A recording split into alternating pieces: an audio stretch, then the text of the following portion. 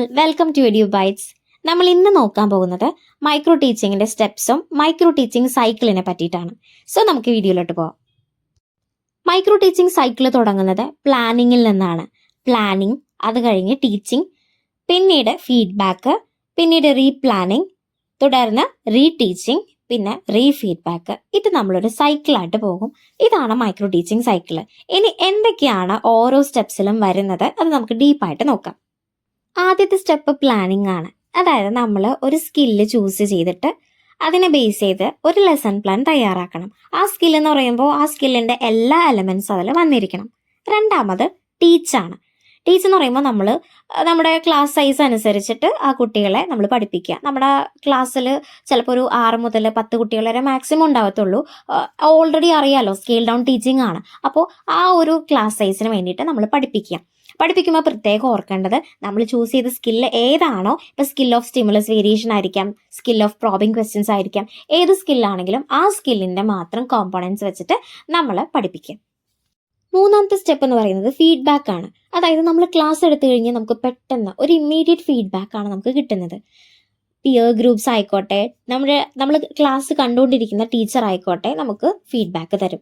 അപ്പോൾ ആ ഒരു ഫീഡ്ബാക്ക് ശരിക്കും നമ്മുടെ ക്ലാസ്സിനെ നമുക്കൊന്നും കൂടി ബെറ്റർ ആക്കാനായിട്ട് ഹെൽപ്പ് ചെയ്യും. നമ്മുടെ വീക്ക്നെസ്, നമ്മുടെ സ്ട്രെങ്ത്, ഇതിനെ പറ്റിയിട്ടൊക്കെ നമുക്കൊരു ഐഡിയ തന്ന് നമ്മുടെ ടീച്ചിങ് സ്ട്രാറ്റജീസ് എന്തെങ്കിലും ഇമ്പ്രൂവ് ആക്കാനുണ്ടെങ്കിൽ ആ ഇമ്പ്രൂവ് ആക്കാനുള്ള ഒരു കോൺഫിഡൻസ് ഒക്കെ നമുക്ക് ആ ഒരു ഫീഡ്ബാക്കിൽ നിന്ന് കിട്ടും. അപ്പോൾ ഫീഡ്ബാക്ക് വളരെ ഇമ്പോർട്ടൻ്റ് ആണ്. അടുത്തത് റീപ്ലാൻ ആണ്. നമുക്ക് കിട്ടിയ ഫീഡ്ബാക്കൊക്കെ അനുസരിച്ച് ടീച്ചർ അതേ ലെസൺ തന്നെ ആ സ്കില്ലുകളൊക്കെ നന്നായിട്ട് എഫിഷ്യൻ്റ് ആയിട്ട് യൂസ് ചെയ്യുന്ന രീതിയിൽ ഒന്നുകൂടി അതൊന്ന് പ്ലാൻ ചെയ്യുന്ന പരിപാടിയാണ് റീപ്ലാൻ. അങ്ങനെ നമ്മൾ റീപ്ലാൻ ചെയ്തിട്ട് വീണ്ടും അതേ ടോപ്പിക് തന്നെ അതേ സ്കില്ല് യൂസ് ചെയ്തിട്ട് നമ്മൾ പഠിപ്പിക്കുകയാണ് ചെയ്യുന്നത്. അതിനുശേഷം നമുക്ക് പിന്നെയും ഫീഡ്ബാക്സ് കിട്ടും. ആ ഫീഡ്ബാക്ക് കിട്ടുമ്പോൾ നമ്മൾ ആദ്യം കണ്ട ആളായിരിക്കില്ല നമ്മൾ ഒന്നും കൂടി നമ്മുടെ സ്കില്ലുകൾ എൻഹാൻസ്ഡ് ആയിട്ടുണ്ടാവും. അങ്ങനെ ഈ സൈക്കിൾ ഇങ്ങനെ റിപ്പീറ്റ് ചെയ്തുകൊണ്ടിരിക്കുകയാണ്. എത്രത്തോളം നമുക്ക് ഒരു ടീച്ചർ ട്രെയിനിനെ സംബന്ധിച്ച് ഇമ്പ്രൂവ് ആക്കണം, അത്രയും നമുക്കത് ചെയ്യാൻ പറ്റും. നമുക്ക് കൂടുതൽ ഫീഡ്ബാക്സും, ഇതിൻ്റെ ഒരു പ്രത്യേകത എന്ന് പറഞ്ഞാൽ ഇമ്മീഡിയറ്റ് ഫീഡ്ബാക്സ് ആണ്. പിന്നെ ക്ലാസ് സൈസ് ചെറുതായതുകൊണ്ട് തന്നെ നമുക്ക് ആ ഒരു കോൺഫിഡൻസ് ബിൽഡപ്പ് ചെയ്യാനായിട്ട് അത് ഭയങ്കരമായിട്ട് ഹെൽപ്പ് ചെയ്യും. സോ മൈക്രോ ടീച്ചിങ്ങിൽ ഇത്രയും സ്റ്റെപ്പുകളാണ് ഇൻക്ലൂഡഡ് ആയിരിക്കുന്നത്. പ്ലാനിങ്, പിന്നെ ടീച്ചിങ്, ഫീഡ്ബാക്ക്, റീപ്ലാൻ, റീടീച്ച്, ഫീഡ്ബാക്ക്. അത് ഈ ഒരു സൈക്കിള് പോലെ നമ്മുടെ എഫിഷ്യൻസി എത്രത്തോളം കൂട്ടണോ, അല്ലെങ്കിൽ ഒരു ടീച്ചർ ട്രെയിനിയെ സംബന്ധിച്ച് ആളുടെ കോൺഫിഡൻസും ആളുടെ ലെവൽ ഓഫ് ടീച്ചിങ്ങും എല്ലാം സ്കിൽസൊക്കെ അപ്ഗ്രേഡ് ചെയ്യണമെങ്കിൽ അത്രയും നമുക്കിത് റിപ്പീറ്റ് ചെയ്യാവുന്നതാണ്. നല്ലൊരു ട്രെയിനിങ് ടൂളാണ് മൈക്രോ ടീച്ചിങ് എന്ന് പറയുന്നത്. ഇനി നമ്മൾ അടുത്തതായിട്ട് നോക്കാൻ പോകുന്നത്, മൈക്രോ ടീച്ചിങ്ങിന് നമ്മൾ ഒരുപാട് സ്കില്ലുകൾ യൂസ് ചെയ്യുന്നുണ്ട്. ഒത്തിരി സ്കില്ലുകളുണ്ട്. ഓരോ മൈക്രോ ടീച്ചിങ് സെഷനും നമ്മൾ ഓരോ സ്കില്ലാണ് യൂസ് ചെയ്യുന്നത്. സോ നമുക്കൊരു 3 സ്കില്ലുകളെ പരിചയപ്പെടാം. ആദ്യമായിട്ട് നമുക്ക് നോക്കാൻ പോകുന്നത് സ്കിൽ ഓഫ് സ്റ്റിമുലസ് വേരിയേഷൻ ആണ്. സ്കിൽ ഓഫ് സ്റ്റിമുലസ് വേരിയേഷനിൽ എന്താണ് സ്റ്റിമുലസ് വേരിയേഷൻ? അതായത് ടീച്ചർ ബിഹേവിയറിൽ മനഃപൂർവ്വം ഡെലിബറേറ്റ് ആയിട്ട് ചേഞ്ചസ് വരുത്തിയിട്ട് കുട്ടികളിലെ ശ്രദ്ധ മാക്സിമം ഗെയിൻ ചെയ്യുന്ന ആ ഒരു ടെക്നിക്ക് അല്ലെങ്കിൽ ഒരു സ്കില്ലാണ് സ്റ്റിമുലസ് വേരിയേഷൻ എന്ന് പറയുന്നത്. സ്കിൽ ഓഫ് സ്റ്റിമുലസ് വേരിയേഷനിൽ കോമ്പോണൻസ് ഉണ്ട്. അപ്പോൾ ഏതൊക്കെയാന്ന് നോക്കാം. Focusing, movements, gestures, voice modulation, change in interaction style, posing, oral visual switching. ഇനി ഇത് പഠിക്കാൻ നമുക്കൊരു ടെക്നിക്ക് യൂസ് ചെയ്താലോ? ടെക്നിക്ക് ഇതാണ്. ജീവിച്ച പോട്ടെ. F for focusing, M for movements, ജീവിച്ചു, G for gesture, V for voice modulation, C for change in interaction style, പോട്ടെ. P for pausing and O for oral visual switching. കുട്ടികളുടെ attention കിട്ടാൻ വേണ്ടിയിട്ട് ടീച്ചറിന്റെ ബിഹേവിയറിലെ എന്തെങ്കിലും ഒരു ചേഞ്ചിനെയാണ് ഫോക്കസിംഗ് എന്ന് പറയുന്നത്. അടുത്തത് മൂവ്മെന്റ്സ് ആണ്. ടീച്ചേഴ്സ് ഒരേ സ്ഥലത്ത് തന്നെ ഇങ്ങനെ എപ്പോഴും നിന്ന് പഠിപ്പിച്ച് കഴിഞ്ഞാൽ കുട്ടികൾക്ക് അതൊരു ആവർത്തന വിരസത പോലെ തോന്നും.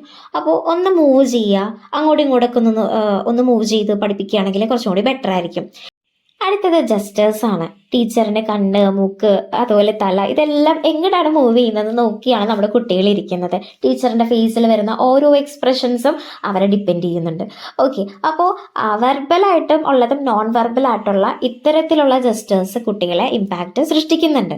അടുത്തത് വോയിസ് മോഡുലേഷൻ ആണ്. ഒരേ രീതിയിൽ തന്നെ നമ്മൾ ക്ലാസ് എടുത്ത് പോയി കഴിഞ്ഞാൽ എല്ലാവർക്കും ബോറായിട്ടേ തോന്നുള്ളൂ. അപ്പോൾ നമ്മുടെ ടോണൊക്കെ ഒന്ന് മാറ്റി, ചിലത് സ്പീഡിൽ പറയേണ്ട കാര്യങ്ങൾ സ്പീഡിൽ പറഞ്ഞ്, ചിലത് പയ്യെ പറഞ്ഞാൽ മതിയാവും, ചിലത് നല്ല കട്ടിയിൽ ഇമ്പോർട്ടൻ്റ് ആയിട്ടുള്ള ടോപ്പിക്സ് ഒക്കെ ആണെങ്കിൽ നമ്മൾ കാര്യമായിട്ട് പഠിപ്പിക്കാൻ വേണ്ട കാര്യങ്ങളാണ്. അപ്പോൾ അതൊക്കെ വോയിസ് മോഡുലേഷനൊക്കെ ഒന്ന് മാറ്റി പറയുകയാണെങ്കിൽ ബെറ്റർ ആയിരിക്കും. അടുത്തത് change in interaction style. Teacher എങ്ങനെയാണ് ഒരു കുട്ടീനോട് ഇടപഴകുന്നത്, അതുപോലെ ഒത്തിരി കുട്ടികളോട് എങ്ങനെയാണ് ഒരുമിച്ച് ഇടപഴകുന്നത്, പിന്നെ കുട്ടികൾ തമ്മിൽ എങ്ങനെയാണ് അവർ കമ്മ്യൂണിക്കേഷൻസ്, ഇതെല്ലാം കൂടി ചേർന്നതാണ് അതിൽ ഒരു മാറ്റം വരുത്തുന്നതാണ് ഇൻട്രാക്ഷൻ സ്റ്റൈലിലുള്ള ചേഞ്ച് എന്ന് പറയുന്നത്. പിന്നെ വരുന്നത് പോസിംഗ് ആണ്. നമ്മളിങ്ങനെ കംപ്ലീറ്റ് ആയിട്ട് അല്ലെങ്കിൽ ഇങ്ങനെ കണ്ടിന്യൂസ് ആയിട്ട് ഇങ്ങനെ പഠിപ്പിച്ചുകൊണ്ടിരിക്കുമ്പോൾ ഇടയിൽ കുട്ടികളുടെ ശ്രദ്ധ മാറിപ്പോകാൻ ചാൻസ് ഉണ്ട്. സോ നമ്മൾ ചെയ്യേണ്ട പരിപാടി ആ ടൈമിൽ ജസ്റ്റ് ഒന്ന് പോസ് ചെയ്ത് കൊടുക്കുക, അല്ലെങ്കിൽ ഒരു കുറച്ച് സൈലൻ്റ് ആയിട്ടിരിക്കുക. അപ്പോൾ ശ്രദ്ധ പോയ കുട്ടികളുടെയൊക്കെ ശ്രദ്ധ തിരിച്ച് വരികയും ചെയ്യും. അവർക്ക് എന്തെങ്കിലും വിട്ടുപോയിട്ടുണ്ടെങ്കിൽ അവർ ഡൗട്ട് വല്ലതും ചോദിക്കുകയും ചെയ്യും. അടുത്തത് ഓറൽ വിഷ്വൽ സ്വിച്ചിങ് ആണ്. ഓറൽ വിഷ്വൽ സ്വിച്ചിങ് എന്ന് പറഞ്ഞാൽ നമ്മളെപ്പോഴും ഇങ്ങനെ വെർബലി കമ്മ്യൂണിക്കേറ്റ് ചെയ്യണതിൻ്റെ ഇടയ്ക്ക് വല്ല ചാർട്ടോ അല്ലെങ്കിൽ വല്ല ഓഡിയോ വിഷ്വൽ എയ്ഡ്സോ അങ്ങനെ എന്തെങ്കിലുമൊക്കെ കാണിച്ചു കൊടുക്കുമ്പോൾ അതും ഒരു ടൈപ്പ് ഓഫ് കുട്ടികളിൽ ഒരു കണ്ടിന്യൂവേഷൻ ആ ഒരു പ്രശ്നം വരാതെ ഇരിക്കാനായിട്ട് ഹെൽപ്പ് ചെയ്യുന്നുണ്ട്. അവർക്ക് ബോറടിക്കാതിരിക്കാനായിട്ട് അത് ഹെൽപ്പ് ചെയ്യുന്നുണ്ട്. സോ ഇത്രയുമാണ് നമ്മുടെ components: focusing, movements, jester, voice modulation, change in interaction style, posing, oral visual switching. അപ്പോൾ FM ജീവിച്ച് പോട്ടെ, FMGVCPO. അപ്പോൾ ആ ഒരു ടെക്നിക്കും അനുസരിച്ച് എല്ലാവർക്കും മനസ്സിലായി വിശ്വസിക്കുന്നു. അടുത്ത സ്കില്ലാണ് സ്കിൽ ഓഫ് പ്രോബിംഗ് ക്വസ്റ്റ്യൻസ്. അതായത് ടീച്ചർ ക്വസ്റ്റ്യനുകൾ ചോദിച്ചിട്ട് കുട്ടികളിലെ ക്യൂരിയോസിറ്റി, അവരുടെ ക്രിറ്റിക്കൽ റിഫ്ലക്റ്റീവ് തിങ്കിങ് ഒക്കെ എൻഹാൻസ് ചെയ്യിപ്പിക്കുന്ന ഒരു ടൈപ്പ് ഓഫ് സ്കില്ലാണ് സ്കിൽ ഓഫ് പ്രോബിംഗ് ക്വസ്റ്റ്യൻസ്. നമുക്കിതിൽ 5 കോമ്പണൻസ് ആണുള്ളത്: seeking further information, refocusing, redirected questions, increasing critical awareness, prompting. അപ്പോൾ നമുക്കിത് പഠിക്കാൻ ഒരു എളുപ്പവഴി നോക്കിയാലോ? എളുപ്പവഴി ഇതാണ്: SR, സർ, RIP, SRRIP. അപ്പോൾ നമുക്ക് ഏതൊക്കെയാന്ന് നോക്കാം. എസ് എന്ന് പറഞ്ഞാൽ സീക്കിംഗ് ഫർദർ ഇൻഫോർമേഷൻ, ആർ എന്ന് പറഞ്ഞാൽ റീഫോക്കസിങ്, അപ്പോൾ സർ എന്നായി. ഇനി അടുത്തത് RIP. ആർ എന്ന് വെച്ചാൽ redirected questions, I increasing critical awareness, P for prompting. അപ്പോൾ സർ RIP. അപ്പോൾ നമുക്ക് ആ ഒരു ടെക്നിക്ക് വെച്ച് പഠിച്ചാലോ? ഇനി ഇതെന്തൊക്കെയാന്ന് നോക്കാം. ആദ്യത്തേത് സീക്കിംഗ് ഫർദർ ഇൻഫോർമേഷൻ. അതായത് കുട്ടികൾക്ക് ചില കാര്യങ്ങളിൽ നല്ല അറിവുണ്ടാവായിരിക്കാം, അല്ലെങ്കിൽ ഒരു പാർഷ്യൽ നോളേജ് ആയിരിക്കും ഉണ്ടായിരിക്കുക. അപ്പോൾ അവരുടെ ആ ഒരു നോളേജിനെ മാക്സിമം പുഷ് ചെയ്ത് ഇത് കുട്ടികളിൽ നിന്നൊരു ആക്റ്റീവ് ലേണിംഗ് ഉണ്ടാക്കിയെടുക്കുന്ന ഒരു പ്രോസസ്സാണ് സീക്കിംഗ് ഫർദർ ഇൻഫോർമേഷൻ. അവരുടെ പാർഷ്യൽ റെസ്പോൺസിൽ നിന്ന് മാക്സിമം ഇതിനെ നമ്മൾ സീക്കിംഗ് കുറച്ചും കൂടി ഒന്നുകൂടി പറഞ്ഞേ, ആ ഒരു രീതിയിൽ ഫർദർ ഇൻഫോർമേഷൻ സീക്ക് ചെയ്യാം. രണ്ടാമത്തേത് റീഫോക്കസിങ് ആണ്. അതായത് കുട്ടികളുടെ റെസ്പോൺസിനെ നമ്മളിങ്ങനെ പറയില്ലേ, ഒന്നുകൂടി ഒന്ന് ആലോചിച്ച് നോക്കിക്കേ അതെന്താണ് അങ്ങനെ എന്ന് പറഞ്ഞ് റീഫോക്കസ് ചെയ്ത് നമ്മളെ കറക്റ്റ് ഉത്തരത്തിലോട്ട് എത്തിക്കുന്ന പരിപാടിയാണ് റീഫോക്കസിങ്. റീഡയറക്റ്റഡ് ക്വസ്റ്റ്യൻസ് എന്ന് വെച്ച് കഴിഞ്ഞാൽ കുട്ടികൾ പറഞ്ഞ ചിലപ്പോൾ ഉത്തരം തെറ്റായിരിക്കാം, അല്ലെങ്കിൽ ചിലപ്പോൾ ഇൻകംപ്ലീറ്റ് ആയിരിക്കാം, ചിലപ്പോൾ പകുതി തെറ്റായിരിക്കാം, ചിലപ്പോൾ പകുതി കറക്റ്റ് ആയിരിക്കാം. അങ്ങനെ വരുന്ന സിറ്റുവേഷനിൽ അവരുടെ അടുത്ത് എന്നാലും ഒന്നും കൂടി ഒന്ന് ആലോചിച്ച് നോക്കിക്കേ, അത് തന്നെ എന്നൊക്കെ പറഞ്ഞ് നമ്മൾ കുറച്ച് ഡയലോഗൊക്കെ ചേർത്തിട്ട് കുട്ടികളിൽ നിന്ന് മാക്സിമം ഇൻഫോർമേഷനെ ഒന്ന് കറക്റ്റ് ആക്കുക. നമ്മൾ തെറ്റാണെന്ന് പറഞ്ഞിട്ട് അവരെ കൊണ്ട് അത് നമ്മൾ പറഞ്ഞു കൊടുക്കണേക്കാളും അവരിൽ നിന്ന് അവരുടെ ആൻസറിൽ കൂടെ അത് കറക്റ്റ് ആക്കുകയാണെങ്കിൽ അവർക്കതൊരു മോട്ടിവേഷൻ ലെവൽ ഇൻക്രീസ് ചെയ്യാവുന്ന പറ്റുന്ന ഒരു ടെക്നിക്കായിരിക്കും. അടുത്തത് ഇൻക്രീസിങ് ക്രിറ്റിക്കൽ അവയർനെസ്. അവരുടെ ക്രിറ്റിക്കൽ തിങ്കിങ്, ക്രിറ്റിക്കൽ അവയർനെസ് കൂട്ടാൻ വേണ്ടിയിട്ടുള്ള പരിപാടിയാണ് ഇൻക്രീസിങ് ക്രിറ്റിക്കൽ അവയർനെസ്. ഇപ്പോൾ പറഞ്ഞ ഉത്തരം കറക്റ്റ് ആണെങ്കിൽ എന്തുകൊണ്ട് അത് കറക്റ്റായി, അതെങ്ങനെ കിട്ടി, അതെന്തുകൊണ്ട് അങ്ങനെ ഒന്ന് ആലോചിച്ച് നോക്കിയെന്നൊക്കെ പറയുന്നതാണ് ഇൻക്രീസിങ് ക്രിറ്റിക്കൽ അവയർനെസ്. പിന്നെ വരുന്നത് പ്രോംപ്റ്റിംഗ് ആണ്. ശരിക്കും പ്രോംപ്റ്റിംഗ് ആദ്യം പറയേണ്ട കാര്യമാണ്. അപ്പോൾ പ്രോംപ്റ്റിംഗ് എന്ന് പറഞ്ഞു കഴിഞ്ഞാൽ നമ്മളൊരാൾ പുറകിൽ നിന്നിട്ട് ഇങ്ങനെ പുഷ് ചെയ്ത് കൊടുക്കില്ലേ, ഒന്ന് പറഞ്ഞേ, അത് തന്നെ ഏതാണ് എന്ന് പറഞ്ഞിട്ട് നമ്മളൊരു കർട്ടൻ്റെ ബാക്കിൽ നിന്ന് കുട്ടികളെ കാണിച്ചു കൊടുത്തിട്ട് മാക്സിമം കുട്ടി എന്താണ് ഉദ്ദേശിക്കുന്നത് അതിലോട്ട് ആ കുട്ടിയെ എത്തിപ്പിക്കുന്ന ഒരു രീതിയാണ് പ്രോംപ്റ്റിംഗ് എന്ന് പറയുന്നത്. ഒരു കർട്ടൻ്റെ പുറകിൽ നിന്നിട്ട് കുട്ടീനെ കറക്റ്റ് ഡയലോഗ് പറയിപ്പിക്കാനായിട്ട് ഹെൽപ്പ് ചെയ്യുന്ന പോലെ ആ ഒരു രീതി നമ്മൾ ക്ലാസ്സിൽ കൊണ്ടുവന്നാൽ എങ്ങനെയിരിക്കും, അതാണ് പ്രോംപ്റ്റിങ്. സോ ഈ 5 കോമ്പണൻസ് പഠിച്ചു എന്ന് വിശ്വസിക്കുന്നു. അപ്പോൾ ഏതൊക്കെയാണ്? സീക്കിംഗ് ഫർദർ ഇൻഫോർമേഷൻ, പിന്നെ റീഫോക്കസിങ്, റീഡയറക്റ്റഡ് ക്വസ്റ്റ്യൻസ്, പിന്നെ ഇൻക്രീസിങ് ക്രിറ്റിക്കൽ അവയർനെസ്, പിന്നെ പ്രോംപ്റ്റിങ്. മൂന്നാമത്തെ സ്കില്ലാണ് skill of introducing a lesson അല്ലെങ്കിൽ സ്കിൽ ഓഫ് സെറ്റ് ഇൻഡക്ഷൻ. അതിൽ നമുക്ക് 4 കോമ്പണൻസ് ആണുള്ളത്. എന്താണ് സ്കിൽ ഓഫ് സെറ്റ് ഇൻഡക്ഷൻ? ഒരു ലെസൺ ഒരു ടീച്ചർ സ്റ്റാർട്ട് ചെയ്യുകയാണ് അല്ലെങ്കിൽ ഇൻട്രൊഡ്യൂസ് ചെയ്യുകയാണ്. അങ്ങനെ ഇൻട്രൊഡ്യൂസ് ചെയ്യുമ്പോൾ എന്തൊക്കെ സ്ട്രാറ്റജീസ് ആണ് യൂസ് ചെയ്യുന്നത്?